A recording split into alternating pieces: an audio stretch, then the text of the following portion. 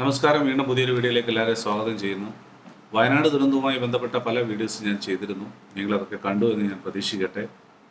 വയനാട് ദുരന്തത്തിൻ്റെ ആ ദുരന്തത്തിൽപ്പെട്ട ആളുകളുടെ പുനരധിവാസത്തിനു വേണ്ടി പല കാര്യങ്ങളും സർക്കാർ തലത്തിൽ ചെയ്യുമെന്നുള്ള വലിയ പ്രതീക്ഷയാണ് നമ്മൾ വെച്ച് പുലർത്തിക്കൊണ്ടിരിക്കുന്നത്. അങ്ങനെ ഇരിക്കുകയാണ് ഇന്നലെ സർവകക്ഷി യോഗം വിളിച്ചതും അടിയന്തരമായ ചില തീരുമാനങ്ങൾ എടുക്കുകയൊക്കെ ചെയ്യാനിടയായത്. അടിയന്തര സഹായമായി അവിടെ കുടുംബങ്ങൾക്ക് സഹായങ്ങൾ കൊടുക്കുന്ന ഒരു സാഹചര്യത്തിൽ 424 പേർക്ക് ഇനിയും സഹായം കിട്ടാതെ ഉണ്ട് എന്ന് മനസ്സിലാക്കാനായിട്ട് കഴിയുന്നുണ്ട്. ഉരുൾപൊട്ടൽ സംഭവിച്ചിട്ട് ഒരു മാസം പിന്നിടുമ്പോഴാണ് ഈ ഒരു കാഴ്ച എന്നുള്ളത് നമ്മൾ മനസ്സിലാക്കണം.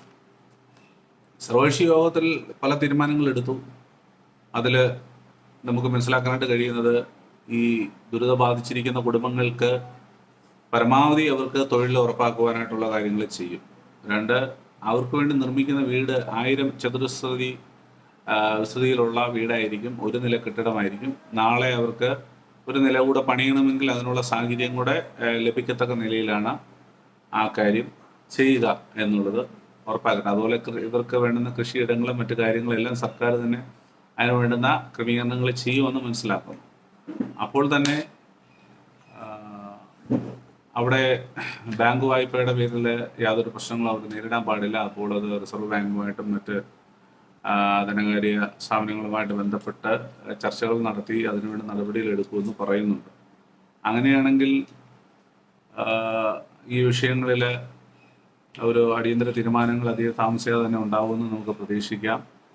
ഇവിടെയുള്ള കുട്ടികൾക്ക് സ്കൂളിൽ പോകാൻ കഴിയാത്തൊരു സാഹചര്യമാണല്ലോ നിലവിലുള്ളത്. എന്നാൽ സെപ്റ്റംബർ 2 തന്നെ പ്രവേശനോത്സവമൊക്കെ നടത്തി പുതിയ അക്കാഡമിക് ഇയറിൽ അവർക്ക് ക്ലാസ് തുടരുവാനായിട്ട് കഴിയുന്ന രീതിയിലുള്ള സാഹചര്യങ്ങൾ ഒരുക്കുമെന്ന് വിലയിരുത്തപ്പെടുന്നുണ്ട്.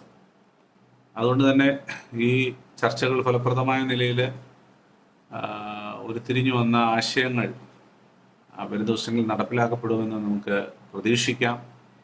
ഏതായാലും വയനാടിൻ്റെ പുനർനിർമ്മിതിക്ക് വേണ്ടി നമ്മൾ വളരെ ശക്തമായിട്ട് വാദിക്കുകയും അതിനുവേണ്ടി സംസാരിക്കുകയൊക്കെ ചെയ്തുകൊണ്ടിരിക്കുന്ന വിഷയങ്ങളെല്ലാം ആണല്ലോ. തീർച്ചയായിട്ടും സർക്കാരിൻ്റെ ശ്രദ്ധയിൽ ഈ വിഷയങ്ങൾ വരികയും അവരത് അടിയന്തര പ്രാധാന്യത്തോടുകൂടെ വിഷയം ചർച്ചയ്ക്ക് വെക്കുകയും പൊതു അഭിപ്രായങ്ങൾ തേടുകയും ചെയ്തത് സ്വാഗതാർഹമായ കാര്യമാണ്. അപ്പം പൊതുവിൻ്റെ കൂടെ അഭിപ്രായങ്ങൾ കണക്കിലെടുത്ത് വേണ്ട അടിയന്തര നടപടികൾ എത്രയും വേഗം ചെയ്യുക എന്നുള്ളതാണ് ആവശ്യമായിരിക്കുന്നത്.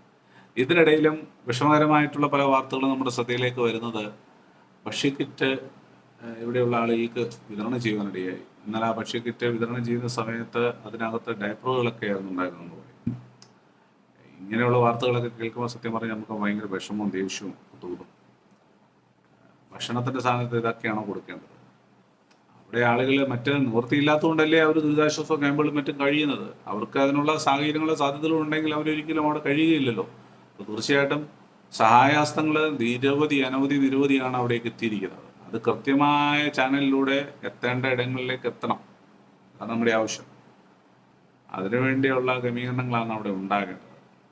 അതിൻ്റെ മറവിൽ ഒരിക്കലും മോശമായ യാതൊരു സമീപനങ്ങളും ആരുടെയും ഭാഗത്തുനിന്ന് ഉണ്ടാകാൻ പാടില്ല. അപ്പോൾ ആ കാര്യം വളരെ ഗൗരവമായിട്ട് ശ്രദ്ധിക്കേണ്ട കാര്യമാണ്. തുടർ ചലനങ്ങൾ തീരുമാനങ്ങളൊക്കെ എന്താണെന്നുള്ളത് നമുക്ക് നോക്കിക്കാണാം. വീണ്ടും ഒരു പുതിയ വീഡിയോ കാണുന്നവരെ നന്ദി, നമസ്കാരം.